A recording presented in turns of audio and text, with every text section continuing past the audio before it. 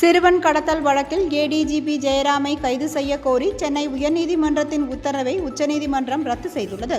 காதல் விவகாரத்தில் சிறுவனை கடத்திய வழக்கில் உடந்தையாக செயல்பட்டதாக ஏடிஜிபி ஜெயராமை கைது செய்ய சென்னை உயர்நீதிமன்றம் உத்தரவிட்டதனை தொடர்ந்து அவரை பணியிடம் நீக்கம் செய்து அரசு நடவடிக்கை எடுத்தது. இதனை எதிர்த்து ஏடிஜிபி ஜெயராமன் உச்சநீதிமன்றத்தில் மேல்முறையீடு செய்தார். இந்த மனு இன்று மீண்டும் விசாரணைக்கு வந்தது.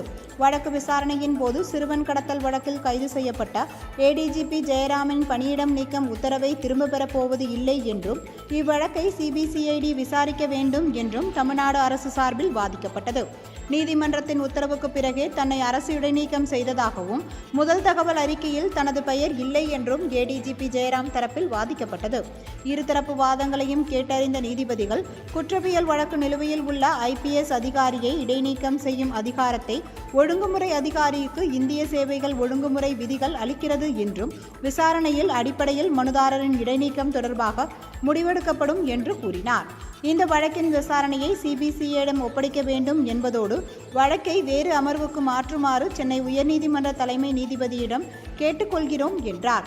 மேலும் ஏடிஜிபி ஜெயராமை கைது செய்ய கோரி உயர்நீதிமன்றத்தின் உத்தரவு ரத்து செய்து மனுவை தள்ளுபடி செய்தனர்.